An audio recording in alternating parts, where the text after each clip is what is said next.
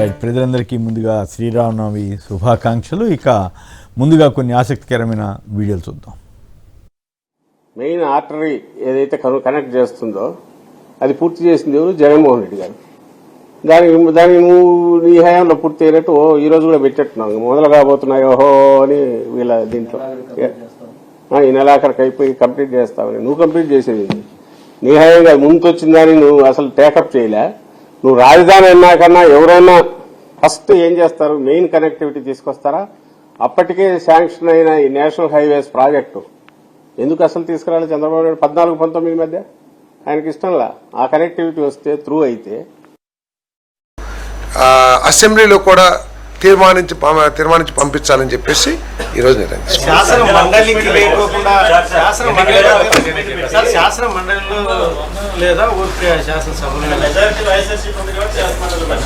ఎక్కడైనా రూల్ ప్రకారం ఎక్కడ పెట్టాలో అక్కడ పెట్టేస్తారు.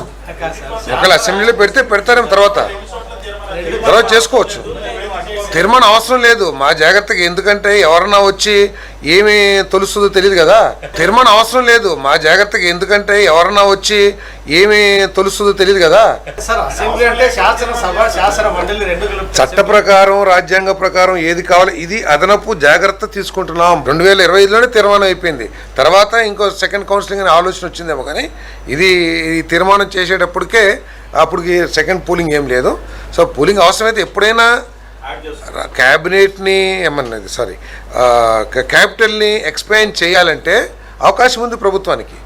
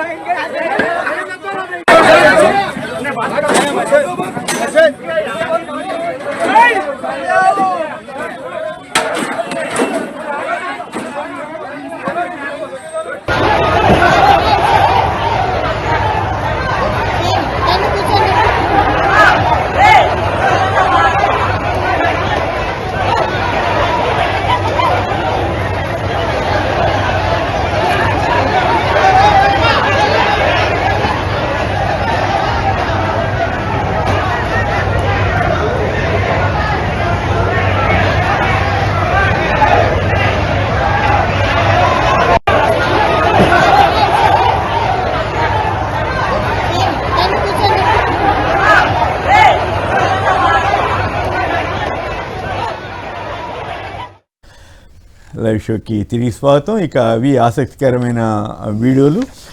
ఇక అతిథుల పరిచయం శ్రీ దారా గోపి గారు, సీనియర్ పాత్రికేయులు, ప్రముఖ విశ్లేషకులు. శ్రీ కారుమూరి వెంకటరెడ్డి గారు, వైఎస్ఆర్ కాంగ్రెస్ పార్టీ అధికార ప్రతినిధి. ఇందాక చూసిన వాటిలో హైదరాబాద్లో గ్యాస్ సిలిండర్ల కోసం జనం గొడవ చేసి ఒక ఏజెన్సీ దగ్గర వాళ్ళే ఎత్తుకుపోతుంటే వాళ్ళు సిబ్బంది ఆపాల్సిన పరిస్థితి. ఇంకొక వీడియో అదేమంటే అనకాపల్లిలో చంద్రబాబు గారి ప్రోగ్రాం అయిపోతున్న తరుణంలో అనుకుంటే అయిపోయిన తర్వాత మొత్తం కనపడినన్ని తీసుకుపోతున్న వైనం జనం ఎగబడిన పరిస్థితి. అంటే ఈ పరిస్థితులు ఎందుకు ఏర్పడుతున్నాయనే దాని మీద ఎవరు దృష్టి పెట్టట్లేదు, అది వేరే విషయం. ఇక తెలంగాణ వార్తలు చూస్తే బోధనాసుపత్రులు అధికారుల చేతికి, అలాగే సిఎస్ఆర్ వినియోగానికి ప్రత్యేక పాలసీ అంటే కార్పొరేట్ సోషల్ రెస్పాన్సిబిలిటీ నిధులు ఈ తెలంగాణ ప్రభుత్వంకి వచ్చేలాగా ప్రయత్నం ఇక్కడ కంపెనీలు ఇక్కడే ఇవ్వాలనే ఒక ఆలోచన వారు చేస్తున్నారు. మరి దాన్ని ఎట్లా ఉంటుందో తెలియదు. కొరత కారణం చమురు కంపెనీలే అంటూ ఒక వార్త ఇచ్చారు. అలాగే ప్రాణాలు పోయినా భూములు ఇయ్యం, ఈ ఉన్న భూమిని గుంజేసుకుంటే బతికేది ఎట్లా, పారిశ్రామిక పార్క్ పేరిట భూముల్ని లాక్కోవద్దని ప్రభుత్వానికి కాళ్లాపూర్ రైతుల డిమాండ్, పరిగిలో ర్యాలీ, జాతీయ రహదారిపై ధర్నా. 3 దశాబ్దాలుగా మూసీపై కుట్ర, నాడు చంద్రబాబు నేడు రేవంత్, రియల్ ఎస్టేటే రియాలిటీనే అసలు ఎజెండా, పునరుజ్జీవం, అభివృద్ధి, పర్యాటకం అంటూ పైకి నాటకాలు. మూసీ ప్రవాహంలో పేదల భూములపై కాంగ్రెస్ ప్రభుత్వం కన్ను, మూడు జోన్ల పేరిట విలువైన భూములను తెగనమ్మే కుతంత్రం. 1997లోనే బాబు నందనవనం ప్రాజెక్టుకు వ్యతిరేకంగా ప్రజాందోళన జరిగింది. నేటికి ఆ అడుగులు దాని కొనసాగింపే అంటూ ఒక కథనాన్ని నమస్తే తెలంగాణ ఇచ్చింది. ఇక ఆంధ్రజ్యోతిలో ఆ నలుగురు రోహిత్ రెడ్డి, ప్రియాంక, బాలాజీ, అర్జున్ ఆధ్వర్యంలో డ్రగ్స్ పార్టీలు, మొయినాబాద్ ఫామ్ హౌస్ కేసులో వెలుగులో కొత్త వ్యక్తులు, తాజాగా అరెస్ట్ అయిన ప్రముఖ వైద్యుడికి గోవా లింకులు, ముగిసిన నిందితుల కస్టడీ, పొడిగింపు పిటిషన్ తిరస్కరణ, 8 వరకు జ్యుడిషియల్ రిమాండ్, చంచల్గూడకు నిందితులు. ఇంతకీ ఈ కేసులో కీలకమైన అటువంటి వ్యక్తిగా భావిస్తున్న ఒక టీడీపీ ఎంపీ పుట్టా మహేష్ మాత్రం సేఫ్ అయిపోయినట్లేనా? వాళ్ళ తండ్రి గారు అయితే అబ్బాయి మా అబ్బాయికి ఏం సంబంధం లేదన్నారు, నెగిటివ్ వచ్చిందని చెప్పారు. మరి అవన్నీ కూడా కనీసం అఫీషియల్గా ఏమన్నా పోలీసులు చెప్తారా లేదా? వెంకటరెడ్డి గారు మీరేమంటారు?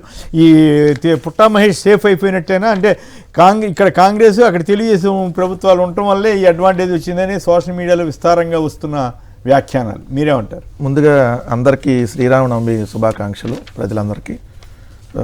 మీరు అన్నట్టుగా హాట్ లైన్లో కూల్గా తప్పించేశారని చెప్పాలి. అంతే, తప్పించేసినట్టే. అంతే, తప్పించినట్టే కదా. తప్పించకపోతే ఇప్పుడు ఆల్రెడీ ఎంపీ అనే అతను డ్రగ్స్ తీసుకొని పట్టుబడ్డాడు, అతన్ని స్టేషన్ బెయిల్ ఇచ్చి వదిలేశారు. Point number 1. రెండవది, అతన్ని ఇప్పటి వరకు మళ్ళీ విచారణకు పిలవలేదు. 3వ పాయింట్ వచ్చేటప్పటికి అతను కొకైన్ కాకుండా వేరే ఇంకో 2 పదార్థాలు కూడా తీసుకున్నాడని చెప్పి అదే పత్రికలు రాసినాయి, అదే ఈనాడు కూడా రాసింది. ఏదో యాంథోలిన్, మనకు తెలియదు ఆ డ్రగ్స్ ఏందో, ఆ పేర్లు రాశారు, అవి కూడా తీసుకున్నాడు అని. మరి కొకైన్తో పాటు ఆ పదార్థాలు కూడా తీసుకున్నాడని రాసినప్పుడు అంతకుముందు కూడా అతను డ్రగ్స్ తీసుకున్నట్టు లెక్కే కదా. లేదా ఆ రోజైనా వేరే కూడా తీసుకున్నట్టు లెక్కే కదా. మరి అప్పుడు ఎలా తీసుకోకపోతే అతను తీసుకోలేదు, మేము తప్పు మాట్లాడామని డ్రగ్స్ పాజిటివ్ కాదు, పోలీసులు ప్రకటన చేయాలిగా. డ్రగ్స్ పాజిటివ్ అని పోలీసులు ప్రకటన చేశారు. ఇప్పుడు కానప్పుడు అది కూడా తప్పు కాదంటానికి లేదు కదా. మనం ఫర్ ఎగ్జాంపుల్ పోలీసులు వీళ్ళు మేనేజ్ చేశారండి, మేనేజ్ చేసిన తర్వాత అఫీషియల్గా అనౌన్స్ చేయాలి కదా. మేము ఆ రోజు ఎంపీ గారి మీద అన్యాయంగా ఆరోపణ చేశాము, అది తప్పు, మేము చంపలేసుకుంటున్నామని తెలంగాణ ప్రభుత్వం అనండి లేదా పోలీసులు అనండి వాళ్ళు చెప్పాలి కదా. ఆ రోజే పోలీసులకు పుట్టా మహేష్ అక్కడ ఉన్నాడని తెలియదు, తెలిస్తే వెళ్ళేవాళ్ళు కాదనేది అర్థం. చెప్పట్లేదు సార్, తెలంగాణ పోలీసులు ఏమన్నారు, మీకు ముట్టా మహేష్ ఉన్నాడు, మీకు ముందే సమాచారం ఉందంటే అసలు అక్కడికి వెళ్ళేదాకా మాకు ఎవరున్నారో తెలియదు, అతను ఉన్నాడు మాకు సమాచారం లేదన్న. అంటే ఉంటే డైరెక్ట్గా మీరు రేవంత్ రెడ్డి సర్కార్, చంద్రబాబు నాయుడు సర్కార్ 2 ఒకటే, ఏం చేసేవాళ్ళు తప్పించేవాళ్ళు. ఇప్పుడైనా ఎందుకు అతను విచారణకు పిలవట్లేదు? అసలు స్టేషన్ బెయిల్ తీసుకొని పార్లమెంట్కి వెళ్ళటం ఏంటి సార్? ఈ భారతదేశ పార్లమెంట్ చరిత్రలోనే ఇలాంటి ఘోరమైన సంఘటన ఉండదు. ఒక డ్రగ్స్ తీసుకున్న ఎంపీ డ్రగ్స్తో పాటు వేరే పదార్థాలు కూడా తీసుకున్నాడు అంటే ఎన్ని రకాల మత్తు పదార్థాలు తీసుకున్నాడు దానికి అర్థం. సో అట్లాంటి వ్యక్తిని ఇప్పుడు కూల్గా వదిలేశారు. వాళ్ళ ఫాదర్ మాకేం అలవాట్లేదు మా అబ్బాయి, సరే ఎవరన్నా చెబుతారా నా కొడుకు రోజు తీసుకుంటాడని? ఇప్పుడు ఆదినారాయణ రెడ్డి చెప్పాడు వాళ్ళ కొడుకు రోజు తీసుకుంటాడని, ఏం చెబుతాం? ఇప్పుడు ఆదినారాయణ రెడ్డి కొడుకు తీసుకున్నాడు, పార్టీ కూడా ఏం చర్యలు తీసుకోలేదు, ఏదో 5 రోజులు అసలు ఏమి ఎవరిని ఇచ్చాడో కూడా ఇంతవరకు అనౌన్స్. సరే ఇప్పుడు ఆ రోజే మనం అనుకున్నాం దీన్ని సైడ్ ట్రాక్ చేస్తారని. ఎందుకంటే ఇప్పుడు వాళ్ళకి తెలుసు ఆల్రెడీ క్లియర్గా. ఎందుకు తెలియదు? నారా లోకేష్కి తెలియదా ఎవరట్టంటే వాళ్ళు అందరూ ఫ్రెండ్సే కదా. సో ఎన్ని పార్టీల్లో కలిసి ఉంటారు. సో ఇట్లా పుట్టా మహేష్ అనే అతను తీసుకుంటాడు, అంతకుముందు తీసుకున్నాడు అనేది వాస్తవం. అందుకనే పోలీసులు కూడా చెప్పింది అతను ఈ కొకైనే కాదు వేరే పదార్థాలు కూడా ఎండి డ్రగ్ లాంటివి కూడా తీసుకున్నాడు. రేవంత్ రెడ్డి గారు అసలు డ్రగ్స్ ఉండటానికి వీల్లేదు, నేను అది చేస్తానని ఓ బేకర్ ప్రకటనలు చంద్రబాబు గారికి స్టేట్మెంట్స్ కి పరిమితం. ఇప్పుడు ఆ నలుగురు అని రాశారు కదా, వాళ్ళకి మళ్ళీ రిమాండ్ కూడా ఎక్స్టెండ్ చేయమనేది అన్నట్టున్నారు. మరి అసలు అతను ఎందుకు పిలవాలి ఎంపీని ఇప్పుడు వరకు తెలంగాణ పోలీసులు మళ్ళీ విచారణ కానీ ఇంకో 3 వదిలేశారు కదా, విచారణకు పిలిచి ఇంకేం జరిగిందని అతని నుంచి కూడా వివరణ తీసుకోవట్లేదు. సో ఇప్పుడు వాళ్ళతో పాటు ఇతను కూడా తీసుకోవాలి కదా, విచారణకు పిలవాలి కదా. రైట్. గోపి గారు మీరు కూడా దీని మీద మాట్లాడతారా? ఈ ఆ నలుగురు అని చెప్పి కస్టడీ ముగిసిందంట, మరి ఎంపీ గారిని సేవ్ చేసేసినట్లయినా 2 ప్రభుత్వాలు కలిసి మరి డ్రగ్స్ మీద పోరాటం చేస్తామని చెప్పే ప్రభుత్వాలు ఇట్లాగైనా వ్యవహరించేది? ఒకవేళ అన్యాయంగా అరెస్ట్ చేస్తే ఆ మాటనే చెప్పాలి, ఎస్ అన్యాయంగా అరెస్ట్ చేసామని. లేదు దొరికిందని పోలీసులు చెప్పిన తర్వాత దానికి ఆధారాలు సహా ఉన్నాయి కాబట్టి దాన్ననే కన్ఫర్మ్ చేయాలి. సో ఈ రకంగా జనసామాన్యానికి ఏం సంకేతం ఇస్తున్నట్లు వీళ్ళు? సార్ కుమిలి గారు, మీకు వెంకటరెడ్డి గారికి అలాగే సాక్షి ప్రేక్షకులందరికీ కూడా శ్రీరామనవమి శుభాకాంక్షలు, శుభోదయం. సార్ ఇప్పుడు ఎంపీ దొరికాడు అనగానే అధికార తెలుగుదేశం పార్టీ సైలెంట్ అయిపోయింది, కంప్లీట్ గా సైలెంట్ అయిపోయింది. దానికి మద్దతు ఇచ్చేటువంటి మీడియా పూర్తిగా ఒక డిఫరెంట్ ప్రజెంటేషన్ ఇచ్చేసిందండి. నాకు అదే ఆశ్చర్యంగా అనిపించింది. అంటే పార్టీ ఆయనకు ఒక షోకాజ్ నోటీస్ ఇచ్చేస్తే అయిపోయింది, ఎక్స్ప్లెనేషన్ అడిగితే అదే పెద్ద పనిష్మెంట్ అయినట్టుగా మాట్లాడింది. వివరణ ఏంటో కూడా రహస్యంగా ఉంచేశారు కదా. అదే రహస్యంగా ఉంచేశారు. తర్వాత అసలు ఇదే ఒక ప్రతిపక్ష పార్టీ ఎంపీలో ఇంకొకరు అయితే అసలు ఆ మీడియా ఎలా రెచ్చిపోయేదో ఎలా ఉండేదో నాకైతే అర్థమవుతుంది. కానీ ఇంత గొప్పచిప్గా చేసేసారు అంటే అక్కడ ఉన్న ప్రభుత్వం, అది కాంగ్రెస్ ప్రభుత్వం, ఇది టీడీపీ కూటమి ప్రభుత్వం అయినా కూడా కలిసే పనిచేస్తున్నారని చెప్పుకోవడానికి రెండు ప్రభుత్వాలు కలిసే పనిచేస్తున్నాయి. రేవంత్ రెడ్డి గారు కానీ లేకపోతే చంద్రబాబు రేవంత్ రెడ్డి గారికి కూడా అప్రతిష్ట కాదా ఇది? సరే, చంద్రబాబు గారు అంటే ఆయన పార్టీ వాడు కాబట్టి ఏదో చేసుకున్నారు, ఆయన ఇటడి పెద్ద పట్టించుకోడు. కానీ రేవంత్ రెడ్డి గారు కాంగ్రెస్ పార్టీ తరఫున పనిచేస్తున్న ఆయనకి ఇది అప్రతిష్ట కాదా? వాళ్ళ అధిష్టానం ఇదేంటి అని అడగదు అసలు? ఖచ్చితంగా అప్రతిష్టేనండి, కానీ దానికి వీళ్ళు సిద్ధపడిపోయారు. అప్రతిష్ట అయినా కానీ పార్టీ ఎంపీని సపోర్ట్ చేసుకోవాలి, ఆయన కాపాడుకోవాలనే దానిలోనే వీళ్ళు నిలబడ్డారు. దానికోసమే ప్రయత్నం చేశారు. బహుశా నాకు తెలిసి పుట్ట మహేష్ ని ఈ కేసుల నుంచి తప్పించేస్తాడు.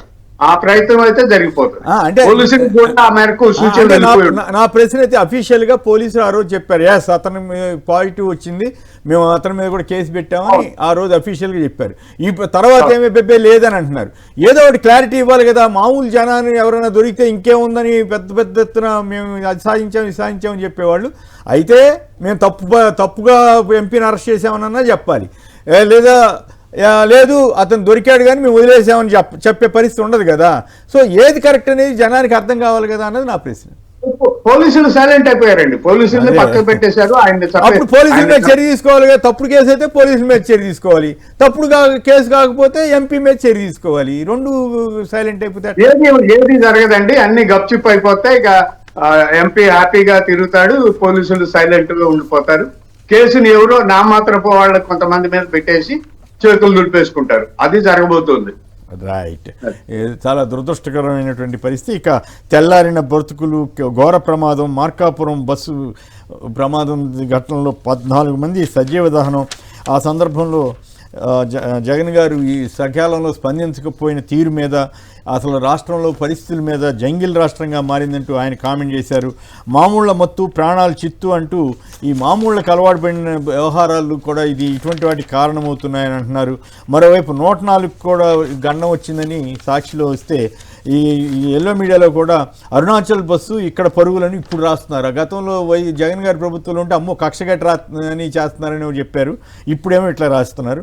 ఆల్ ఇండియా పర్మిట్కు వక్రభాష్యం అని కూడా వీళ్ళు చెప్తున్నారు. ఎవరు ఎల్లో మీడియానే చెప్తాను. సో ఓవరాల్గా ఈ ఘటన జరగడానికి, ఇట్లాంటి ఘటనలు జరగడానికి ప్రభుత్వాలు బాధ్యత వహించవా గోపి గారు?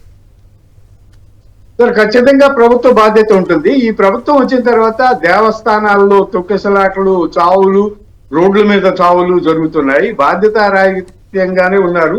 మరి రవాణా శాఖ మంత్రి గారు కానీ, హోంశాఖ మంత్రి గారు కానీ ఏం చేస్తున్నారు, ఎలాంటి రివ్యూలు చేస్తున్నారు, అధికారులకు ఎలాంటి ఆదేశాలు ఇస్తున్నారో తెలియట్లేదు. కానీ మనిషి ప్రాణానికి రక్షణ లేకుండా పోతుంది. అంటే సకాలంలో స్పందించడం లేదు వాళ్ళు. 100 ఫోన్ చేస్తే పాప మా పాప ఎవరో మొత్తుకుంటా ఉంది కదా. సాక్షాత్ ఎమ్మెల్యే ముందే తెలుగుదేశం ఎమ్మెల్యేకే చెప్పింది. దీపావళి ఫ్యాక్టరీలో పేలుళ్లు జరుగుతాయి, గుళ్ళల్లో తొక్కిసలాటలు జరుగుతాయి, గోళ్లు కూలిపోతాయి, చచ్చిపోతారు, బస్సులు యాక్సిడెంట్లు అవుతాయి, చచ్చిపోతారు. ప్రాణానికి లెక్క లేకుండా పోయిందండి ఈ ప్రభుత్వంలో. అదైతే చాలా స్పష్టంగా కనిపిస్తుంది. రక్షణ అంటూ లేకుండా పోయింది. మరి ఆ మేరకు మంత్రులు కానీ అధికారులు కానీ ఏం చేస్తున్నారు అనేది నాకైతే అర్థం కావడం లేదు. కానీ ఆంధ్రప్రదేశ్ లో మనిషి ప్రాణానికి రక్షణ లేదు. ఏదో చనిపోయిన తర్వాత 2 లక్షలు ఇవ్వడం, 5 లక్షలు ఇవ్వడం ప్రకటించేసి చేతులు దులిపేసుకోవడమే జరుగుతుంది. ఇదైతే పద్ధతిగా లేదు. మరి నిన్న మార్కాపురంలో జరిగింది కూడా అదే, ఇట్లాంటి సంఘటనే. పూర్తిగా నిర్లక్ష్యమే. మరి ఎందుకు అట్లా చేస్తున్నారు అనేది తెలియడం లేదు. రైట్, మీరేమంటారు?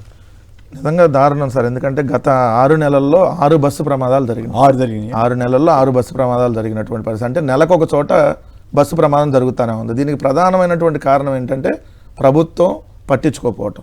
ఎందుకంటే రవాణా శాఖ అధికారులు ఆ బస్సుకి సరైనటువంటి ఫిట్నెస్ ఉందా లేదా, ఆ బస్సుకి అసలు పర్మిషన్స్ ఉన్నాయా లేదా, ఆ బస్సు అసలు ఎన్ని సంవత్సరాల నుంచి నడుస్తూ ఉంది, దానికి సంబంధించిన రవాణా శాఖ వాళ్ళు చెక్ చేయాలి.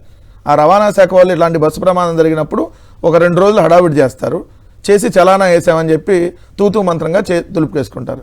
కానీ ఈ బస్సులో చూస్తే దీని పేరు హరికృష్ణ ట్రావెల్స్కి సంబంధించినటువంటి బస్సు.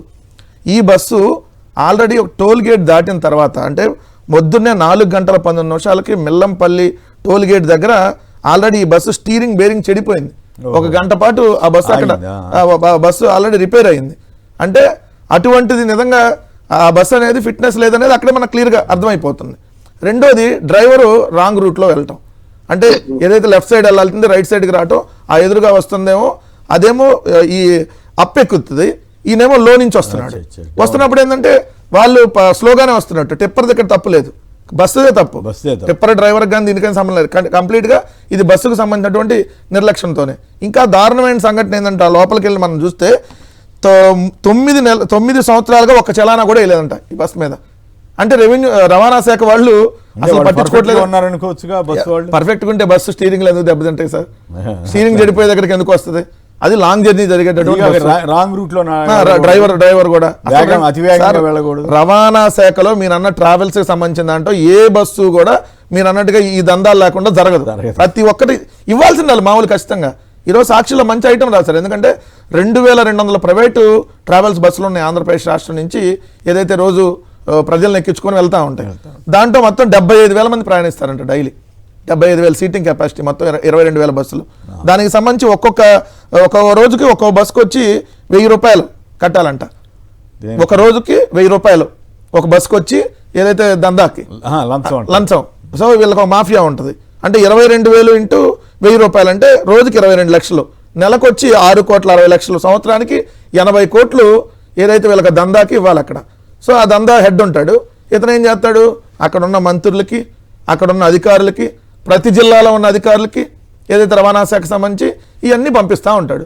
వాళ్ళేంటి, ఈ బస్సులు ఎంతమంది ఎక్కించుకుంటున్నారు, అసలు ఈ బస్సులు ఏ రాష్ట్రానికి సంబంధించినవి, ఎక్కడ రిజిస్ట్రేషన్ అయినాయి, ఎక్కడ తిరుగుతున్నాయి, ఇది ప్రయాణికులకు సంబంధించి తీసుకెళ్ళడానికి లేవు, స్లీపర్కే లేవు ఇక్కడ అనుమతి.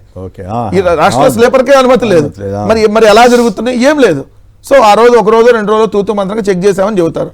స్టీరింగ్ స్టక్ అవడంతో ప్రమాదం జరిగింది అనేది క్లియర్. ఎందుకంటే అతను ఆ స్టీరింగ్ స్ట్రక్ అయిపోయింది, అతను తిప్పుదా ఉన్నారు కదా, ఫస్ట్ రిపేర్ అయింది సార్, రిపేర్ అయినా మళ్ళీ స్ట్రక్ అయింది. అందుకని అతను తిప్పలేకపోయాడు, అందుకని దాన్ని గుద్దాల్సి వచ్చింది. బస్సు వెళ్ళి టిప్పర్ గుద్ది కంట్రోల్ చేయలేదు. అదే స్టీరింగ్ తిరుగుంటే సైడ్కి తిరిగేది, కంట్రోల్ అయ్యేది. సో అది క్లియర్గా అర్థమైంది. ఇది రవాణా శాఖ నిర్లక్ష్యం, పాయింట్ నెంబర్ 1. 2, కీలకం, ఎప్పుడైనా ఒక ప్రమాదం జరిగినప్పుడు ఫస్ట్ మనం ఫోన్ చేసేది 100 నెంబర్కి, 108 నెంబర్కి. 100 అంటే పోలీసులకి సమాచారం, ఆ పోలీసులు సమాచారం అందించడానికి 100 నెంబర్కి ఫోన్లు కొడితే ఎంత దారుణం అంటే, కొమ్మినేని గారు, బహుశా ఈ భారతదేశ చరిత్రలో మనం పోలీసులకు ఫోన్ చేస్తే ఎక్కడైనా ఎమ్మటే ఎత్తారు, ఎందుకంటే ఎమ్మటే రియాక్ట్ అవుతారు. కానీ ఇక్కడ 100 నెంబర్కి ఫోన్లు చేస్తే దాదాపు 20 సార్లు ఫోన్ చేసినా 100 నెంబర్కి ఫోన్ ఎత్తలా. అంటే ఇక్కడ పోలీస్ శాఖ పనిచేస్తుందా, లేదంటే తెలుగుదేశం వాళ్ళ దగ్గర కాపలాగాస్తుందా? మరి నిన్న హోంమంత్రి అనిత గారు జూమ్ కాల్లో లోకేష్ మీటింగ్ పెడుతుంగానే అరగంటలో 1,00,000 కోట్లు పెట్టుబడి వచ్చింది అంటున్నారు కదా. ముందు మీ 100లో ఫోన్ ఎత్తట్లా, మీ పోలీస్ శాఖ ఫోన్లు ఎత్తట్లా, జూమ్ కాల్లో ఏదో పెట్టుబడులు వచ్చినాయని సొల్లు కబుర్లు చెప్తా ఉన్నారు మీరు. 3వ అంశం వచ్చేటప్పటికి 108 సకాలంలో ఏదైతే రావాల్సినటువంటి అంబులెన్స్ రాపోవటం వల్ల ఏదైతే ప్రాణాలు కోల్పోయినటువంటి పరిస్థితి. అంటే ఇక్కడ ఇది ఆంధ్రప్రదేశ్ రాష్ట్ర ప్రభుత్వం జరిగినటువంటి హత్య సార్. నాకు వాళ్ళు కేసులు పెట్టుకున్నా పర్లా, ఎందుకంటే ఇది ప్రభుత్వం నిర్లక్ష్యం వల్ల జరిగినటువంటి ప్రమాదం. ప్రభుత్వంగానే ఆ బస్సులో చెక్ చేసి ఉంటే ఈ రోజు 14 మంది చనిపోయేవాళ్ళు కాదు. 2 ప్రభుత్వాలకు సంబంధించిన ఇష్యూ కదా తెలంగాణ ప్రభుత్వం, ఇది ఆంధ్రప్రదేశ్ ప్రభుత్వానికి సంబంధించి సార్. ఇలా ఆఫీస్ అంతా ఆంధ్రప్రదేశ్ది.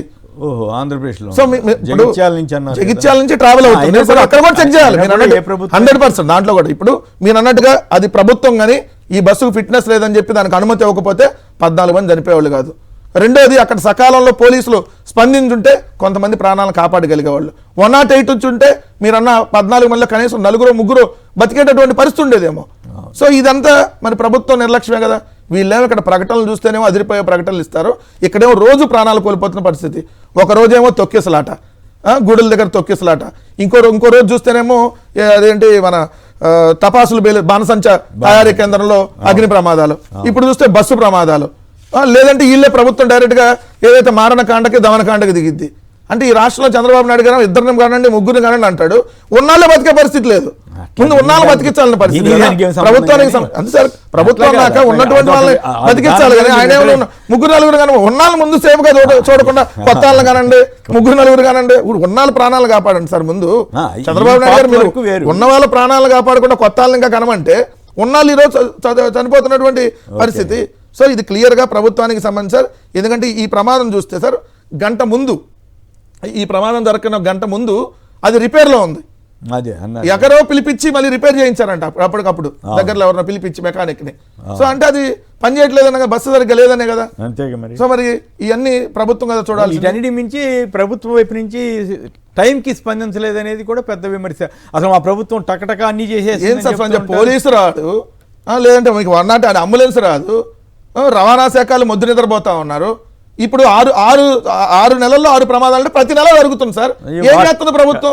వాట్సాప్ గవర్నెన్స్ ఒకసారి సార్ ఎవరైనా ఇప్పుడు ఒక బస్సు ప్రమాదం జరిగితే దాన్ని వాళ్ళ మీద మనం బ్లేమ్ వేయం. ప్రతిరోజు ప్రతి నెల జరుగుతుంటే ఏం చేస్తారు? ఇప్పుడు ఒకసారి జరిగినప్పుడు యాక్షన్ తీసుకోవాలి. మీరు కర్నూలులో జరిగింది, ఒకసారి చేస్తే తప్పు, 2 సార్లు చేస్తే తప్పు, 6 నెలలు 6 సార్లు.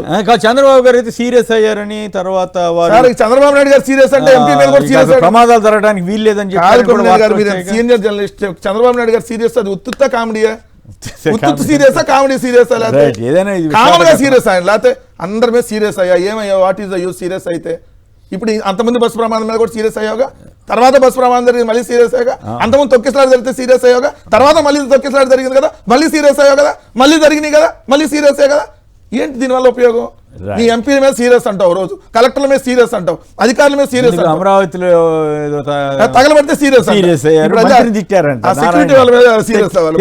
అది కుట్ర, మళ్ళీ అది కూడా కుట్ర అంట. సెక్యూరిటీ సార్ వైసీపీ వాళ్ళ కుట్ర నిన్న డిబేట్లు పెట్టారు వాళ్ళు. అక్కడ దాకా వెళ్ళిపోయారు. అప్పుడేదో తగలబెట్టామంట, మేము తగలబెట్టాం ఆ రోజు.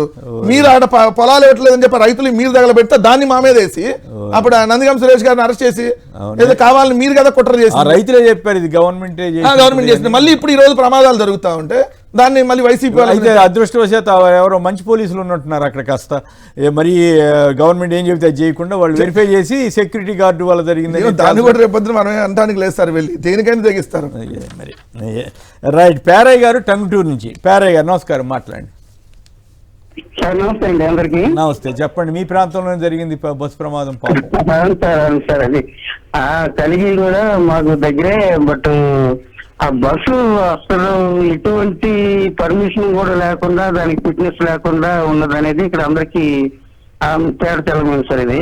ఓకే, పోతే 100కి ఫోన్ చేస్తే ఎత్తకపోవడం అనేది చాలా దారుణం ఉండేది. అది ప్రభుత్వ వైఫల్యం కింద చూడాలి. మరి అది ప్రభుత్వం వారు అసలు మేము అన్ని చేసేసాము, బ్రహ్మాండంగా జరిగిపోతుంది, అసలు మా పాలన అద్భుతం అని ప్రచారం చేసుకుంటున్నప్పుడు ఇలాంటివి ప్రభుత్వాలకు సంబంధించిన వైఫల్యాన్ని ఎత్తి చూపుతూ ఉంటాయి. ఇప్పుడు ఆరోగ్యశ్రీ వాళ్ళు దాన్ని రద్దు చేసి మేము డబ్బులు కట్టకుండా దాన్ని నిర్వీర్యం చేసినా కూడా కనీసం వాహనాలను 108 వాహనాలను దగ్గర అందుబాటులో ఉంచినా కూడా ఏదో ఒక హాస్పిటల్కి వెళ్తారు కదా సార్. అది అవును, 3,000 కోట్ల పక్కా అంట కదా ఆరోగ్యశ్రీది. అవును సార్, అది ఇప్పుడు ఈ గురుకుల పాఠశాలలో కూడా చాలా దారుణాలు జరుగుతూ ఉంటే అవన్నీ కూడా పట్టించుకోకుండా తెలుసుకోకుండా అనవసరంగా మాట్లాడారు సార్ ఆయన గరికపాటి నరసింహరావు గారు. సరే, అది వేరే చర్చ అనుకోండి. గరికపాటి గారిది అది చాలా చాలా చాలా విమర్శలు పాలయ్యారు. అది దురదృష్టవశాత్తు ఆయన అసలు అట్లాంటివి మాట్లాడకుండా ఆయన పనేదో ఆయన చేసుకెళ్లకుండా. రైట్, నరసింహాచార్యులు గారు మరొకరు హైదరాబాద్ నుంచి లైన్లో ఉన్నారు. నరసింహాచార్యులు గారు నమస్తే. కొమరేన్ గారు నమస్కారం. ప్యానల్ సభ్యులందరికీ కూడా నమస్కారాలు. నమస్కారం. 6 నెలలుగా అంటే కూటమి ప్రభుత్వం వచ్చిన తర్వాత ప్రతి నెల ఏదో ఒక రకమైన విషాద సంఘటనలు మనం వింటూనే ఉన్నాం. పూర్తి స్థాయిలో ప్రభుత్వం పాలనటువంటిది కనుమరుగైపోయింది. అది ఎలా ఉందంటే ద కింగ్స్ న్యూ క్లోత్స్ లా ఉంది. అంటే అభివృద్ధి అనేటువంటిది జ్ఞానం ఉన్నవాడికి మాత్రమే కనబడుతుంది ఆంధ్రప్రదేశ్ లో.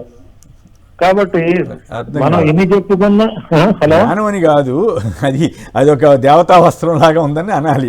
దేవతా వస్త్రం అందులో సారాంశం అదే కదా. మేము ఆ కంపెనీలు వచ్చాయి, ఈ కంపెనీలు వచ్చాయి, ఇక్కడ చేస్తున్నాం ఇవన్నీ ఎలా ఉన్నాయంటే జ్ఞానం ఉన్న వాళ్ళకి మాత్రమే ఉన్నాయంటే అక్కడ నాకు తెలిసి ఆంధ్రప్రదేశ్ లో జ్ఞానవంతులు ఎంతమంది ఉన్నారో వాళ్ళకే కనబడుతున్నాయి. ప్రతి నెల జరిగే విషయం, ప్రతి నెల టీవీ పెట్టగానే ప్రతిరోజు ఏదో ఒక విషాద సంఘటన లేకుండా న్యూస్ ఛానల్స్ మనం చూడలేకపోతున్నామండి. దీన్ని అరికట్టడానికి ఎంతో ఉదాహరణకి చిన్న క్లూ అండి. చెప్పండి. మనకి విజయవాడ హనుమాన్ పేటలో నుంచి మనకు బస్సులు బయలుదేరుతాయి, ప్రైవేట్ బస్సులు బయలుదేరుతాయి. ప్రతి బస్సు కూడా అక్కడ హుండీ పెట్టారండి. ఆ హుండీలో బయలుదేరే ముందు హుండీలో డబ్బులు వేసి వెళ్ళాలి. అక్కడ నుంచి ఎన్టీఆర్ సర్కిల్ లో ఒక హుండీ ఉంటుంది, రెండు గొల్లపూడి సెంటర్ లో హుండీ ఉంటుంది. అంటే ఎవరు ప్రతిరోజు ఎవరు ప్రతి పెట్టారా బస్సు కూడా అందులో డబ్బులు వేస్తేనే దాటుతాయి. కాదు, ఎవరు పెట్టారా హుండీ, ఎట్లా నడుస్తోంది? ఇది కొత్త విషయం చెప్పు. అది రవాణా శాఖ వాళ్ళ పర్యవేక్షణలో అక్కడ హోమ్ గార్డ్ ని పెడతారండి. వాడు వేసాడా లేదా అంటే అధికారికంగా హుండీనా? అది అనధికారిక హుండీ అంటే మరి ఏసీబీ వాళ్ళు, గవర్నమెంట్ మంత్రులు, ఎమ్మెల్యేలు ఎవరికి తెలియదా? తెలిసిన ఒకటి ఎందుకంటే ప్రత్యక్షంగా ఎక్కువగా మేము తిరుగుతుంటాం కాబట్టి బస్సుల్లో వచ్చిందా ఎవడ హుండీలు పెట్టి వసూలు చేస్తారని కాదు. మీరు చెప్పేది కరెక్ట్ అయితే ప్రభుత్వం సెట్ చేసుకోవాలి, కరెక్ట్ కాకపోతే మనం అవన్నీ అనేది ఒక హోమ్ గార్డ్ పెట్టి అందులో వేస్తుంటారు. లేకుండా జరుగుతున్నాయి అన్నమాట. మరి మీరు చెప్పేదానికి ఆధారం ఉంటే సరే, లేదంటే అది మళ్ళీ తప్పుగా అవుతుంది. మనం వాస్తవాలే చెప్పాలి తప్ప ఇంకోటి కాదు. రైట్, మరి మీరు చెబుతున్నారు కాబట్టి ఏదైనా నిజమైతే ప్రభుత్వం చర్య తీసుకుంటే మంచిది. రైట్, ఇక మిగతా వార్తల్లోకి ప్రధానంగా అమరావతికి సంబంధించి ఎందుకు సడన్గా ఇప్పుడు తీర్మానం చేయాల్సి వస్తూ ఉంది, అందులోనూ మండలి తీర్మానం లేకుండా ఎట్లా చెల్లుబాటు అవుతుంది? అసలు పైగా ఇప్పుడు ఏ రాష్ట్రానికైనా రాజధాని ఫలానా అని ఎక్కడైనా ఎప్పుడైనా తీర్మానం జరిగిందా? అసలు ఏమిటి అవసరం ఏమిటి? ఇదంతా ఒక డ్రామానా? కేవలం వైసీపీకి మీద ఏదో ఒక బురద వేయటం కోసం 4 గంటల పేరు చర్చిస్తారా? ఎందుకంటే ఎల్లో మీడియా ఆల్రెడీ ఈనాడు వాళ్ళు రాశారు జగన్ కుట్రలను వెల్లడించారు. దీంతో జగన్ కుట్ర ఏంది? 2 ఏళ్ల నుంచి మీరే ఉన్నారు కదా. ఎవరు ఇవాళ సెక్యూరిటీ గార్డు తగలబెడితే కూడా ఆయన తగలబెట్టాడని వచ్చినాక కుట్రని రాశారు అప్పుడు మొదట. ఇప్పుడు అదేదో కాదని తేలింది. ఎందుకు ఎవరిని మాయ చేయటానికి? దీనివల్ల వచ్చే కథ ఏమిటి? అమరావతి తీర్మానం బాబు డ్రామా అని సజ్జల రామకృష్ణారెడ్డి గారు చెప్పారు. చాలా శాశ్వత రాజధానిగా అంట.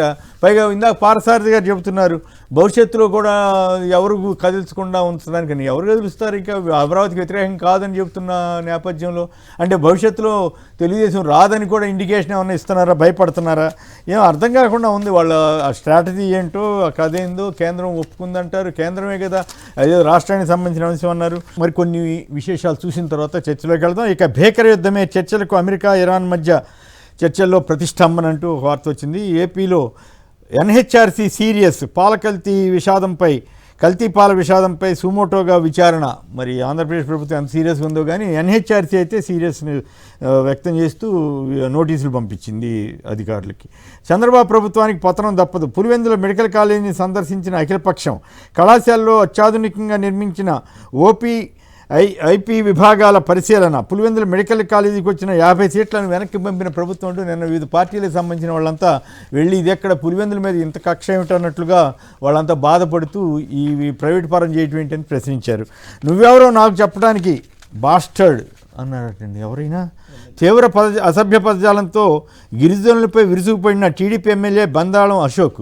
ఇలాంటప్పుడు ఎవరి మనోభావాలు దెబ్బతినవా ఏంటి? ఆంధ్రప్రదేశ్లో ఎవరెవరిని ఇన్నా కూడా మనోభావాలు దెబ్బతినవు. వాళ్ళకి ఇష్టమైతే నవ్వితే కూడా మనోభావాలు దెబ్బతింటారు. వాళ్ళ కామన్ అది. 217 కోట్ల నకిలీ జీఎస్టీ ఇన్పుట్ ట్యాక్స్ క్రెడిట్ మోసం జరిగిందట విశాఖపట్నంలో. వైఎస్ కుటుంబాన్ని కొట్టేందుకే నాపై ఆనాడు 5 సిబిఐ కేసులు పెట్టారని మాజీ మంత్రి సబితా ఇంద్రారెడ్డి గారు, ప్రస్తుతం బీఆర్ఎస్ శాసనసభ్యురాలు, వారు చెప్తా ఉన్నారు. అలాగే అవినీతి అధికారికి అందలం ఎక్కించారని ఎల్లో మీడియా రాసింది. పిఠాపురం ప్రాంతీయ అభివృద్ధి ప్రాజెక్ట్ డైరెక్టర్గా ఎవరో శంకర్ గారు అన్న ఆయన వేశారట. ఆయన అవినీతి అధికారికి అందలం అని పిఠాపురం పవన్ కళ్యాణ్ గారి మరి ఇలాంటి వాటిని ఎంకరేజ్ చేస్తున్నారనే ఉద్దేశమో ఏంటో మరి. డిప్యూటీ కలెక్టర్ భవానీ శంకర్పై బదిలీ వేటంట ఇంకో చోట ఎక్కడో. తర్వాత ఏదో తేడాగా ఉంది అంటూ ఒక సోషల్ మీడియాలో ఒకటి వచ్చింది. ఎంత చెప్పినా మారరా అని సీఎం చంద్రబాబు హెచ్చరించే పరిస్థితి ఎందుకు వస్తుందని జనసేన ఎమ్మెల్యేలను ఉద్దేశించి పవన్ కళ్యాణ్ గారు హెచ్చరించినట్లుగా నిన్న ఈనాడు వాళ్ళు రాశారు. నిన్న మొన్న అప్పుడే కదా ప్లీజ్ మమ్మల్ని కూడా గౌరవించండి అని జనసేన ఎమ్మెల్యేలు వాళ్ళు అడిగే పరిస్థితి, అభ్యర్థించే పరిస్థితి ఉందనే వార్త కూడా వచ్చింది కదా. అయితే మరుసటి రోజు పవన్ అలాంటి వ్యాఖ్యలు చేయలేదని, నేడు పవన్ అలాంటి వ్యాఖ్యలు చేయలేదంటూ జనసేన ఖండన అని చెప్పి హరిప్రసాద్ గారు ఖండించారని చెప్పి వార్త ఇచ్చారు. ఇది కూడా ఈనాడు వాళ్ళు ప్రముఖంగా వేశారు. మరి ఈనాడు అబద్ధం రాసినట్ట, మరి జనసేన అబద్ధం చెబుతున్నట్లు అనేది తేల్చుకోవాలి. అంతేనా? ఎవరు అబద్ధం చెబుతున్నట్టు, ఈనాడు వాళ్ళ జనసేన వాళ్ళ? ఇద్దరు సార్. ఇద్దరు ఎట్లా అబద్ధాలు చెప్తారు? ఇప్పుడు ఈనాడు వాళ్ళు కొద్దిగా ఏదో రాసి ఉండొచ్చు, లేదా తగ్గించి రాశాడేమో. వాళ్ళ ఎమ్మెల్యే చెప్పాడు స్వయంగా మమ్మల్ని గౌరవించట్లేదు. బొలిశెట్టి శ్రీనివాస్ గారు తాడేపల్లి కూడా ఆయనే చెప్పాడు మమ్మల్ని గౌరవించండి రా బాబు, మమ్మల్ని అసలు మరి ఎవరు పట్టించుకునే పరిస్థితి లేదని. వాళ్ళొక్కలే కదా సార్, జనసేన నుంచి బయటకు వచ్చిన రోజు చెబుతుంది ఏంటి? మాకు అక్కడ గౌరవం లేదనే కదా. అసలు సో ఆ సమయంలో అంటే ఆయన అక్కర్లేదు అన్నాడు. 15 ఏళ్ళు వాస్తవాలు మిస్ చేశారు. 15 ఏళ్ళు అప్పుడు పవన్ కళ్యాణ్ చెప్పుంటాడు మనం 15 ఏళ్ళు కొట్టించుకోవాల్సిందే అని చెప్పి. రాస్తుంటే బాగుంటుంది. ఇది ఒక ఇంట్రెస్టింగ్ వార్త. Ajit Pawar death case 0 FIR booked in Bengaluru. అది విచిత్రంగా ఉంది. మహారాష్ట్రలో అంత పెద్ద ఫ్లైట్ విమానం హెలికాప్టర్ ఆ ప్రమాదం జరిగితే కేసు పెట్టడానికి ఒప్పుకోవట్లేదంటే మరి ఆయనేమో ఆయన మేనలుడు దేశం తిరుగుతున్నాడు. మరి ఇదేందో అర్థమే కాకుండా ఉంది పరిస్థితి. ఏప్రిల్ 1 నుంచి ఆరోగ్యశ్రీ బంద్. ఇక మళ్ళీ చంద్రబాబు సర్కార్ నేడు మరో 3,400 కోట్ల అప్పు. గరికపాటి వ్యాఖ్యలపై 28 నుంచి రాష్ట్ర వ్యాప్త నిరసనలు చేయాలని చెప్పి నిన్న రౌండ్ టేబుల్ సమావేశంలో నిర్వహించారట ఏపీలో. కేంద్రం సాయం వడ్డీలకే సరిపోతోందని మంత్రులతో సీఎం చంద్రబాబు గారు అన్నారట. రాష్ట్ర సంస్కృతి ఉట్టిపడేలాగా డిజైన్ అంటే అసెంబ్లీ సెంట్రల్ హాల్ పనులు ప్రారంభించిన మంత్రి నారాయణ గారి మీద కూడా కోప్పడ్డారని కూడా వార్త వచ్చినాయి. ఆయన కుట్రల మీద అంటే ఫిర్యాదు చేయాలి. రైట్. ఇక అమరావతి సంబంధించి తీర్మానం ఎందుకు, ఏమిటి ఆ లక్ష్యం, దానివల్ల ఏంటి ప్రయోజనం ఏమిటి, కొత్తగా వచ్చేది ఏమిటి, మండలితో సంబంధం లేకుండా చేయటంలో ఉన్నటువంటి ఆంతర్యం ఏమిటి, ఇందులో ప్రభుత్వం వైపు నుంచి ఏమైనా కుట్ర ఉందా, లేకపోతే వైసీపీని బదనాం చేయడానికి కోసమే ప్రత్యేక కార్యక్రమంగా పెట్టుకున్నారా, లేదా రాష్ట్రంలో ఇతర సమస్యలన్నింటినీ పక్కన చూసి మళ్ళీ అమరావతి సెంటిమెంట్ని రాజేయటం కోసం జనం అందరిలో ఏదో జరిగిపోతుందనే ఫీలింగ్ కలిగించడం కోసమా, అసలు ఏమిటి ఆంతర్యం, నిజంగా అవసరం ఉంటుందా ఉండదా? గోపి గారు. సార్ ఇప్పుడు అమరావతి రాజధాని అని చెప్పాలి అంటే ఏదైనా సరే రాజధాని అని నగరం అని ప్రకటించాలి అంటే పునర్విభజన చట్టం, ఆంధ్రప్రదేశ్ పునర్విభజన చట్టం 2014ని సవరణ చేయాల్సిన అవసరం ఉంది. అది జరగడం లేదు. అది కేంద్ర ప్రభుత్వం పార్లమెంట్ లో చేయాలి. ఆ పని వీళ్ళు కూటమిలో ఉండి కూడా చేయించుకోలేకపోతున్నారు. ఇక రెండో విషయం ఏంటంటే ఇప్పుడు ఆ పేరు చెప్పి అమరావతి పేరు చెప్పి మిగిలిన సమస్యలు అన్నింటినీ కూడా పక్కదారి పట్టించడం, ప్రజలని పక్కదారి పట్టించడం అనేది ఒక కార్యక్రమంగా ఉంది. ఇక రెండో కార్యక్రమం ఏంటంటే ప్రతిపక్షం అయినటువంటి వైఎస్ఆర్ కాంగ్రెస్ పార్టీని, ఆ పార్టీ నాయకుల్ని తీవ్ర స్థాయిలో అంటే వాళ్ళని టార్గెట్ చేసుకోవడానికి, వాళ్ళపై విమర్శలు గుప్పించడానికి గత 5 ఏళ్లలో విధ్వంసం జరిగిపోయింది అమరావతి అంతా అని చెప్పుకోవడానికి మాత్రమే ఉపయోగపడుతుంది తప్ప దీనివల్ల ప్రయోజనం లేదు.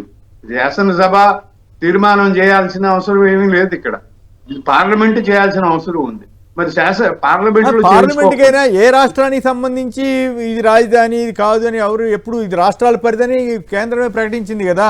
అయినప్పుడు కూడా ఎవరు అడ్డం పడతారు, వాళ్ళు రాజధాని అంటారు. దాని తర్వాత ఏరియా అన్నది ఒక పరిధి పెట్టుకోండి, లేకపోతే లేదు. ఇప్పుడు హైదరాబాద్ మొత్తం ఏది చూసినా రాజధాని అంటారు, కానీ దానికి ఏం పెద్ద కేంద్రంలో పార్లమెంట్ తీర్మానం ఏమి చేశారా? లేదు కదా. రాయ్పూర్ కానీ ఇవన్నీ కూడా అసలు ఏ రాష్ట్రానికి తీర్మానం చేయలేదండి. గుజరాత్ లో మాత్రం గాంధీనగర్ పెట్టుకోవడానికి వాళ్ళు సపరేట్ గా అహ్మదాబాద్ నుంచి పక్కకి వెళ్ళి గాంధీనగర్ పెట్టుకున్నారు, అది చేసుకున్నారు తప్ప మిగిలిన ఎక్కడా కూడా ఇట్లాంటి ప్రత్యేక తీర్మానాలు లేదు. ఆల్రెడీ ఒకసారి చేస్తున్నారు. ఆల్రెడీ 2025లో మేము కేబినెట్ లో చేసామని మంత్రులే చెబుతున్నారు. ఇది రాజకీయం కోసం అండి. ఒక రాజకీయంగా ఒక డ్రామా నడిపించాలి ఆంధ్రప్రదేశ్ లో. ప్రతిపక్ష పార్టీని టార్గెట్ చేసుకొని దీనివల్ల అమరావతిలో జరుగుతున్న అవినీతి అని ఆరోపణలు వస్తున్నాయి కదా, అవన్నీ పక్కకు పోతాయా? జనమంతా పక్కకు పోతాయండి. అది ఇప్పుడు చదరపు గజం నిర్మాణాలు, భవన నిర్మాణాల సంగతి ఒక్కటే చూసుకుంటే చదరపు గజం 11,000 నుంచి 12,000 దాకా కడుతున్నారు అమరావతిలో. మామూలుగా ఏ నగరం, బాంబే నగరంలో గాని ఢిల్లీ నగరంలో గాని చదరపు గజాన్ని 4,000 చదరపడుగు 4,000 కంటే ఎక్కువ ఖర్చు అవ్వదు. ఏది 5 స్టార్ ఫెసిలిటీతో కట్టినా కూడా 4,000 కంటే ఎక్కువ కాదు. కానీ ఇక్కడ 11,000 కడుతున్నారంటే ఎంత అవినీతి ఉంది అనేది ఒకటి. రెండోది, దాన్ని అమరావతి నగరాన్ని ప్రాంతాన్ని మెరక చేయాల్సిన అవసరం ఉంది. మెరక చేయకపోతే మళ్ళీ సముద్రమే అవుతుంది. చిన్నపాటి వర్షానికే సముద్రం అవుద్ది. కాబట్టి మెరక చేయాలి. ఆ మెరక చేసే పనులు వాటన్నిటి కోసం చాలా వరకు ఖర్చు పెడుతున్నారు, చేస్తున్నారు. ఇంత ఖర్చు పెట్టేస్తే వేరే చోట ఎక్కడైనా కూడా పెద్ద పెద్ద భవనాలు కట్టాయటం ఈ తేలికైపోయేది. ఇప్పుడు ఋషికొండ మీద కట్టారు జగన్మోహన్ రెడ్డి గారు, చాలా తేలిక. ఈ అమరావతిలో వీళ్ళు చెప్పే ఐకానిక్ భవనాల కంటే కూడా అద్భుతమైన భవనాలు అవి. వాటిని ఎందుకు వాడడం లేదు, వాటిని ఎందుకు ఉపయోగించుకోవడం లేదు? వీటన్నిటికీ కూడా చంద్రబాబు ప్రభుత్వం సమాధానం చెప్పాలి కదా. ఇక్కడ కూడా నాగార్జున యూనివర్సిటీ పక్కన అక్కడ గట్టి నేలలో ఉన్న చోట పెట్టుకుని ఉండొచ్చు కదా. అట్లా కాకుండా 30-40 మీటర్ల లోపలికి వెళ్ళి రాఫ్ట్ టెక్నాలజీ కనిపెట్టినట్టుగా కొత్తగా ప్రచారం చేసి డబ్బులన్నీ దాంట్లో పోస్తున్నారనే విమర్శలకు ఆస్కారం ఎందుకు ఇస్తున్నారో అర్థం కాదు. అంతేనండి, అంటే వాళ్ళు అదే అనుకున్నారు, నీళ్ల ఒడ్డున ఉండాలి, నది పక్కన ఉండాలి అనేది అనుకున్నారు. తర్వాత భూములన్నీ ఖాళీగా ఉన్నాయి కాబట్టి అన్ని సమీకరించేసి పంపకాలు చేద్దాము 99 పైసలకే ఎకరం చొప్పున అని చెప్పి ప్రభుత్వానికి 99 పైసలు వెళ్తాయి, పెద్దలకు ఎంత వెళ్తుంది అనేది తెలియదు ఇలాంటి అగ్రిమెంట్లలో. సో ఈ అగ్రిమెంట్లు భూములు అమ్మకాలు జరుగుతున్నాయి. నిన్న మొన్న మంత్రి నారాయణ చెప్తున్నారు, అమరావతి కోసం చేసే ప్రతి పైసా అప్పు కూడా అమరావతిలో ఉన్న భూములు అమ్మి ఆ డబ్బులతో తీరుస్తాము, అది రాష్ట్ర ప్రజల మీద ఎటువంటి భారం పడదు అని చెప్తున్నారు. మరి ఎన్ని ఎకరాలు ఉన్నాయో, ఎన్ని వేల ఎకరాలు పందారం చేశారు, ఇప్పుడు ఎన్ని వేల ఎకరాలు ఉన్నాయో వాటిని ఎంతకు అమ్ముతారు, ఎవరు కొంటారు, ఈ వివరాలు అయితే ఇవ్వడం లేదు. కానీ ఆ భూములు అమ్మేసి అమరావతి అప్పులు తీరుస్తామని చెప్తున్నారు. మరి ఇవన్నీ ఎట్లా నమ్మాలి ప్రజలు? బడ్జెట్లో ఎందుకు పెడుతున్నారు? బడ్జెట్లో పెట్టి ఆ డబ్బులన్నీ మళ్ళీ తీసుకొచ్చి జనం డబ్బు కాదా, జనం డబ్బు ఇంతవరకు మనం ఖర్చు పెట్టలేదని చంద్రబాబు గారు అన్నారని ఎక్కడో రాశారు. సుధాకర్ రెడ్డి గారు కాణిపాకం నుంచి. సుధాకర్ రెడ్డి గారు నమస్కారం. కొమ్మినేని గారు నమస్కారం, మీకు ప్యానెల్లో సభ్యులందరికీ నమస్కారం, అందరికీ శ్రీరామనవమి శుభాకాంక్షలు. ఓకే. ఇప్పుడు కర్ణాటకలో కూడా మైసూరు నుండి ముందు కొమ్మినేని గారు, అవును, మళ్ళీ బెంగళూరుకు మార్చారు. అక్కడ కూడా కేంద్రం పర్మిషన్ ఎప్పుడు తీసుకోలేదు, అవసరం లేదని కేంద్రమే చెప్పింది కదా. కేంద్రమే చెప్పింది. ఇప్పుడు వాళ్ళ రాష్ట్ర ప్రకారం వాళ్ళ పరిధుల ప్రకారం వాళ్ళు చేసుకోవచ్చు. అవును, కానీ నిధులు కావాలంటే రిక్వెస్టింగ్ నిధులు చేసుకోవచ్చు. ఇప్పుడు నిధుల గురించి తీర్మానం చేయట్లేదు, అది విషయం. మరి అది కూడా ఉంటుందా తీర్మానంలో? ఏం తెలియదు మరి. అది ఇంకోటి కూడా, ఎందుకంటే ఇప్పుడు కొమ్మినేని గారు మోడీ గారు మట్టి ఇచ్చారు కదా ఆ రోజు. మట్టి ఆయన మనం చెప్పలా, చంద్రబాబు గారు వాళ్ళే చెప్పారు. కానీ ఇప్పుడు ఏం చేశారంటే ఆయన అనుకుంటున్నది ఏమంటే, ఒకవేళ జగన్మోహన్ రెడ్డి గారు ముఖ్యమంత్రి అయితే మళ్ళా అమరావతిని కాకుండా వైజాగ్కి వెళ్తాడేమో, కేంద్రంతో పర్మిషన్ తీసుకొని పటిష్టంగా పెట్టగలిగితే రేపు ఏమన్నా చేయడానికి కూడా కేంద్రం కూడా సపోర్ట్ ఉంటుందనే ఉద్దేశంతో ఏమన్నా ఇలా చేస్తున్నాడా, లేక కేంద్రం నిధులు ఇస్తుందని ఏమన్నా ఉద్దేశంతో చేస్తున్నాడా కానీ అర్థం కాలేదు. ఇప్పుడు జగన్మోహన్ రెడ్డి గారు 3 రాజధానులు అనుకుంటున్నాడు, కానీ చంద్రబాబు గారు ఒక అమరావతినే పటిష్టంగా పట్టుకున్నాడు. అమరావతి అనుకుంటే మిగతా రేపు సమస్యలు రాకుండా ఉండాలంటే అది చేయగలుగుతుంది. చంద్రబాబు గారు స్వార్థం కోసం ఆయన ఇప్పుడు అమరావతిని పట్టుకున్నాడు, ఎందుకంటే ఆయన రియల్ ఎస్టేట్ వ్యాపారం చేసుకోవడం కోసం, ఆయన బినామీలు మీరు అర్థం చేసుకోవాల్సింది ఏంటంటే, నిన్న కూడా సజ్జల గారు చెప్పారు మేము అమరావతికి వ్యతిరేకం కాదని. ఇంత జరిగిన తర్వాత ఇప్పుడు మళ్ళీ అవని ఇవని అంటారు కదా, నిజంగానే లక్షల కోట్లు అక్కడే ఒక చోట ఖర్చు పెడతాం ఏమిటి అన్నదే సమస్య తప్ప మిగతాది ఏం పెద్ద ఇష్యూ కాకపోవచ్చు. రైట్, వెంకటరెడ్డి గారు. ఇప్పుడు చెల్లికి జరగాలి మళ్ళీ పెళ్లిలాగా అమరావతికి మళ్ళీ శంకుస్థాపనలు చేశారు. అమరావతికి ఇచ్చిన కాంట్రాక్టులే మళ్ళీ ఎక్సెస్ చేసి మళ్ళీ కాంట్రాక్టులు వాళ్ళకే ఇచ్చారు. అప్పుడు 2000 కోట్లకి ఇస్తే ఇప్పుడు 4000 కోట్లకి. ఇప్పుడు అమరావతికి మళ్ళీ జరగాలి చట్టబద్ధ అని వాళ్ళే చెబుతున్నారు. ఎందుకు? ఇప్పుడు చంద్రబాబు నాయుడు గారు ఆల్రెడీ ఆయన ముఖ్యమంత్రిగా ఉండగానే మొన్న 2025 మే 8న క్యాబినెట్లో సమావేశంలో ఐటమ్ నెంబర్ 148గా అమరావతి రాజధాని అని చెప్పి తీర్మానం చేసి కేంద్ర హోంశాఖ ఆల్రెడీ పంపించేశారు. కేంద్ర హోంశాఖ ఆల్రెడీ పంపించారు. మళ్ళీ పంపించిన తర్వాత ఇప్పుడు మళ్ళీ చట్టబద్ధత అంటారు. మళ్ళీ అసలు ఇంకోటి, కేంద్రానికి పంపించాల్సిన పని కూడా ఏంది? ఏ రాష్ట్ర రాజధాని అయినా నిర్ణయించుకునే హక్కు ఆ రాష్ట్ర ప్రభుత్వానికి ఉంటుంది. వాళ్ళే మళ్ళీ మార్చుకునే హక్కు కూడా ఆ రాష్ట్ర ప్రభుత్వానికి ఉంటుంది. దీనికి పార్లమెంట్కి సంబంధం లేదు. ఇది ఖచ్చితంగా దాంట్లో రాజ్యాంగంలోనే ఉంది క్లియర్గా. ఏ రాష్ట్ర రాజధాని కేంద్రం హైకోర్టుకి ఇచ్చిన దాంట్లో, హైకోర్టుకి సుప్రీంకోర్టుకి కూడా ఇచ్చినట్టు ఇచ్చిన దాంట్లో, సుప్రీంకోర్టుకి ఇచ్చిన దాంట్లో కూడా మేము రాజధాని నిర్ణయించే హక్కు మాకు సంబంధం లేదు, అది రాష్ట్ర ప్రభుత్వ పరిధిలోనే ఉంటుంది, వాళ్ళ ఇష్టం చేంజ్ చేసుకునే హక్కు కూడా వాళ్ళకే ఉంటుందని ఇచ్చారు ఆ రోజు. సో ఇక్కడ మళ్ళీ ఇప్పుడు కేంద్రానికి ఎందుకు పంపిస్తానంటున్నానంటే, ఇప్పుడు ఈ బ్యానర్ హెడ్డింగ్ చూసినా నాకు అర్థమైంది. రాజధానిపై జగన్ కుట్రలు అసెంబ్లీలో ఎండగడదామని చంద్రబాబు నాయుడు నేను చెప్పాడంట. మేం కాదు కుట్రలు పండుతుంది, మీరు ప్రజల మీద రాజధాని అడ్డం పెట్టుకొని ఒక దోపిడీ చేస్తా ప్రజల మీద మీరు వండుతున్న కుట్రని ఎండగడతారనే ఉద్దేశంతో ఇప్పుడు ఇంకో డ్రామాకి తెరలేపారనేది దానికి అర్థం. ఎందుకు? ఆల్రెడీ మీరేం చెప్పారు, రాజధానిని కావాలని అంటే 33,000 ఎకరాలు రైతుల దగ్గర తీసుకున్నాం, 20,000 ఎకరాలు ప్రభుత్వ భూమి ఉంది, దాదాపుగా 54,000 ఎకరాలు మొత్తం కలిపితే. సో ఇది పెద్ద సిటీ, అంతర్జాతీయ నవనగరాలు పోయినాయి, నవపోయింది, అది ఏకనగరానికి దిక్కులేదు, మరి నవనగరాలకు ఎక్కడ. కానీ ఇది ఆ ప్రపంచంలోనే అత్యంత పెద్ద రాజధాని కడుతున్నాం అన్నారు.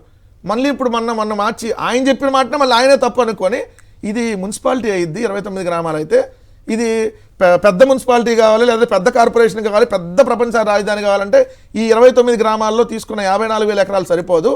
రెండో విడతలో ఇంకొక 50 గ్రామాల్లో 1,75,000 ఎకరాలు తీసుకోబోతున్నాం అని చెప్తున్నారు.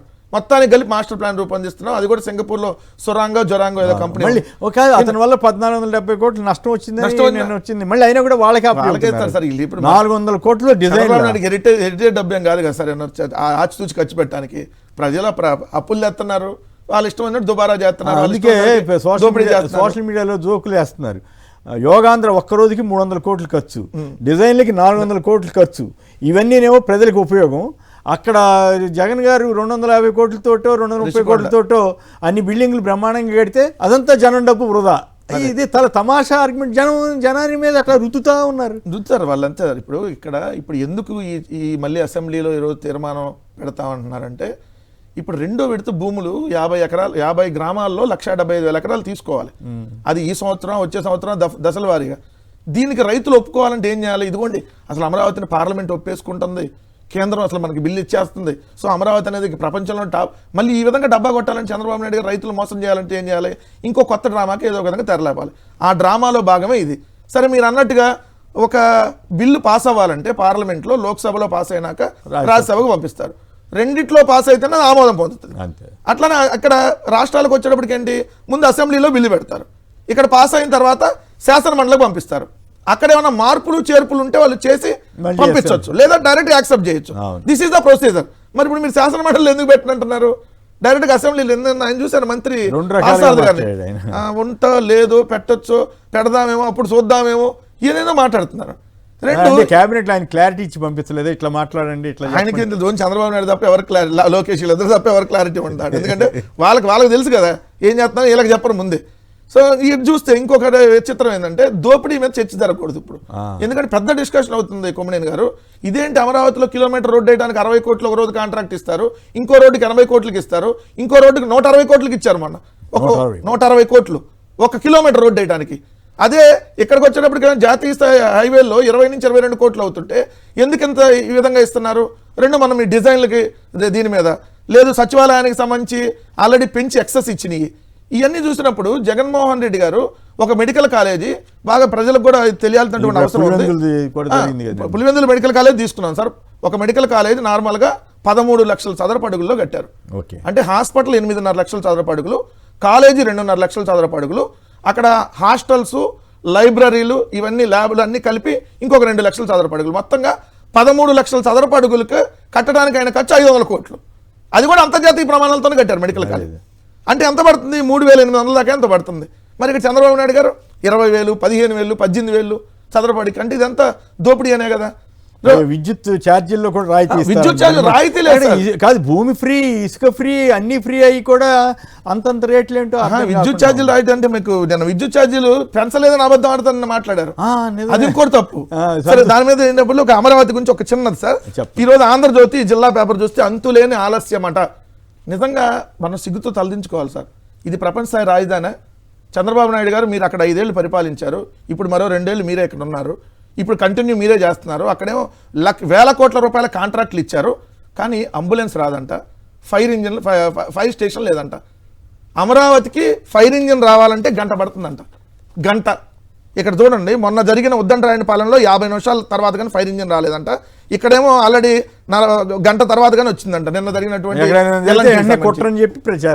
ఏమన్నా కుట్రని, అసలు సకాలంలో వస్తే అంత ఆస్తి నష్టం జరగదు కదా. కాదు, చీఫ్ మినిస్టర్ గారు అట్లా ప్రధాని కుట్ర అని ప్రచారం. మొన్న రామ్నాథ్ గారి వీడియో చూస్తే ఈ 2 ఏళ్లలో 25-30 సార్లు కుట్ర, ఇది కుట్ర, అది కుట్ర అని చెప్పి. ఇప్పుడు నిన్నబడి ఇది కుట్ర అన్నారు సార్. ఏది తగలబడితే ఆడెవడో సెక్యూరిటీ వాడు ఆ సూపర్వైజర్కి పడక వాళ్ళకి మంచి పంచాయతీలో సూపర్వైజర్ నిరికిద్దామని సెక్యూరిటీ వాడు ఏదో తగలబెట్టిన దానికి కుట్ర అన్నారు.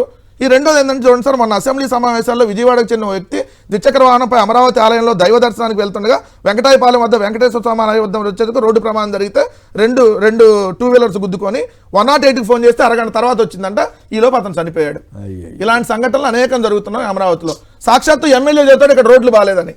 శ్రవణ్, ఇక్కడ అంతర్జాతీయ రాజధాని, ఇప్పటికే 50,000 కోట్లు అప్పు తెచ్చాం, కానీ రోడ్లు లేవు. హైదరాబాద్ మించిపోద్దని కూడా చెబుతున్నారుగా. అది ఏది రోడ్లు లేకుండా రోడ్లు లేవు, అంబులెన్స్ రాదు, ఫైర్ ఇంజిన్ లేదు.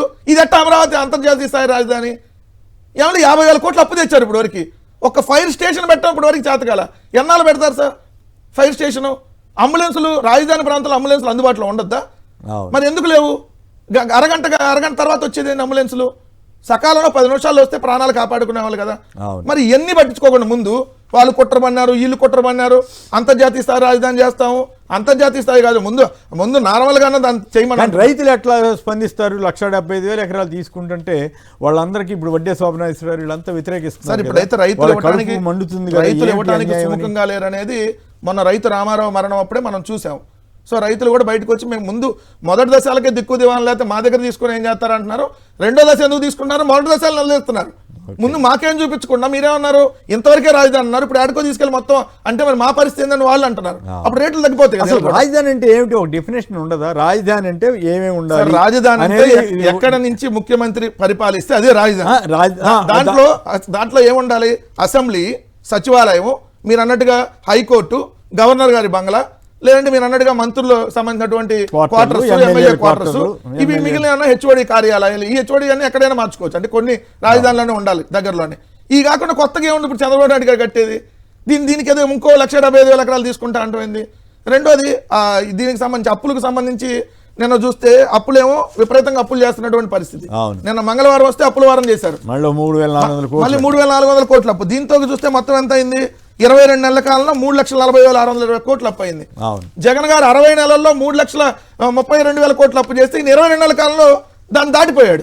అంటే రోజుకి ఎంత చేస్తున్నాడు? 516 కోట్లు, నెలకు 15,482 కోట్లు, గంటకు 21.5 కోట్లు గంటకి. మళ్ళీ మెడికల్ కాలేజ్ కట్టడానికి డబ్బులు లేవంటాడు. ఆరోగ్యశ్రీకి 3,000 కోట్లు బకాయిలు అట్టానే ఉన్నాయి. కరెంట్ ఛార్జీలు ఆల్రెడీ 20,000 కోట్లు పెంచి ₹1 పెంచట్లేదు అబద్ధం ఆడుతున్నారు సార్. ఎంత దారుణం చూడండి. డేట్ల వైజ్ చూస్తే కరెంట్ ఛార్జీలు తగ్గించామని ప్రచారం చేసి ఎక్కడ తగ్గించింది సార్? చూడండి, ఇంధనము విద్యుత్ కొనుగోలుకు సర్దుబాటు అంటే మనం FPCA అంటాం, fuel and power purchase cost adjustment charges అని. దాంట్లో 2024 అక్టోబర్ 25న 6,072 కోట్లు వేశారు. 2024 నవంబర్ 29న 9,412 కోట్లు బాదారు. 2025 సెప్టెంబర్ 27న 1,863 కోట్లు. అలానే ప్రొవిజనల్ FPPE ఛార్జెస్ కింద ఇంకో 2,787 కోట్లు. మొత్తంగా 20,135 కోట్లు చంద్రబాబు నాయుడు గారు అధికారంలోకి వచ్చిన కరెంట్ ఛార్జీలు పెంచితే ఒక తగ్గించామని సిగ్గు లేకుండా చెప్తున్నారు. నాకు అర్థం కాదు. ఈ డేట్ల వైజే కదా ఉంది. ఈ డేట్ల వైజ్ మీరు సార్ డేట్ల వైజ్ చెప్పగలుగుతున్నారు? ఆశ్చర్యం అనిపిస్తుంది. కళ్ళార్పకుండా ఏదైనా చెప్తాడు సార్. కళ్ళార్పకుండా పచ్చి అబద్ధాలు పండగ కూడా ఆడేవాళ్ళు ప్రముఖంగా రాస్తారు కదా. ఎందుకు సార్? ఉగాది మొన్న వెళ్ళిపోయింది కదా. గడిచిన 2 ఏళ్ల క్రితం ఉగాది రోజు ఏం చెప్పాడు? వాలంటీర్లు మీకు 10,000 పెంచేసి ఆ పండగ చేసుకోండి అన్నాడు. 5,000 లేదు, ఉగాది రోజు మీకు గిఫ్ట్ ఇస్తున్నా అన్నాడు. ఏమైంది? చంద్రబాబు నాయుడు కేంద్రం సాయం చేయాలి కదా, కేంద్రం నుంచి వచ్చేది వడ్డీకి కూడా సరిపోవట్లేదు అంటే సార్. కేంద్రం ఇవ్వాల్సినటువంటి గ్రాంట్లు ఏదైతే రావాల్సినటువంటిది 45% ఇప్పటి వరకు వచ్చినాయి. సంవత్సరంలో 100 రావాలైతే 45% వచ్చినాయి. మళ్ళీ పైన ఇల్లు అధికారంలో, కింద ఇల్లు అధికారం. ఫైనల్ గా గోపి గారు చెప్పండి, ఏమిటి కేంద్రం త్రిబుల్ ఇంజిన్ సర్కార్ అని ప్రచారం చేసుకుంటారు. అబ్బో మోడీ గారు బ్రహ్మాండంగా మాకు సాయం చేస్తున్నారని చెప్తారు. ఇంకోవైపు ఏమో ఇక్కడ పరిస్థితి చూస్తేనే వడ్డీలు కూడా రాలేదని చెప్తారంట. అప్పులు తప్పట్లేదు సార్. ఇదే మోడీని బండబూతులు తిట్టారు టీడీపీ నాయకులు. ఆయన కూడా ఫీల్ కాలేదు, ఈయన కూడా ఫీల్ కాలేదు. దాని తోలికి మనం ఎందులేండి పోనీ. ఇప్పుడు ఇదే మోడీని ఆకాశానికి ఎత్తుతున్నారు. అంటే అవకాశం రాజకీయం ఎటుంటే, రాజకీయ అవసరం ఎటుంటే అటు వెళ్ళిపోయే పార్టీ అది. అందులో మోడీ ఎందుకు సాయం చేయడు? చేస్తాడు. వాళ్ళకు లెక్కలు ఉంటాయి. మొత్తం అన్ని రాష్ట్రాలకు చేయాల్సిన పద్ధతుల్లోనే చేస్తూ ఉంటారు. కాకపోతే చంద్రబాబు నాయుడు గారు దాదాపుగా ప్రతి వారం అప్పులు తెస్తూ రాష్ట్రాన్ని అప్పుల్లో ముంచేసే ప్రయత్నం చేస్తున్నారు. 2000 జగన్మోహన్ రెడ్డి ముఖ్యమంత్రిగా బాధ్యతలు చేపట్టిన రోజున చంద్రబాబు నాయుడు గారు రాష్ట్ర ఖజానాలో వదిలింది 100 కోట్లు. అదే 2024లో జగన్మోహన్ రెడ్డి గారు దిగిపోయి చంద్రబాబు నాయుడు ముఖ్యమంత్రి అయినప్పుడు ఆయన రాష్ట్ర ఖజానాలో 7,000 కోట్లు వదిలిపెట్టి వెళ్ళిపోయారు జగన్మోహన్ రెడ్డి గారు. మరి చంద్రబాబు నాయుడు గారి అనుభవం 100 కోట్లు వదిలితే, జగన్మోహన్ రెడ్డి గారి అనుభవం 7,000 కోట్లు వదిలేవాడు. దాంతో కూడా ఈయన పరిపాలన చేయలేకపోతున్నాడు. రోజు అప్పులు తెచ్చేస్తున్నాడు, ఆ అప్పుల్లోనే ముంచేస్తున్నారు. అమరావతి కోసం అప్పు, రాష్ట్ర అభివృద్ధి కోసం అప్పు, సంక్షేమాల కోసం తప్ప ఇంకోటి లేదు. ఇవన్నీ చేస్తూనే ఉన్నారు. ఒక రెండు ఇంట్రెస్టింగ్ విషయాలు మీ దృష్టికి తీసుకొస్తాను.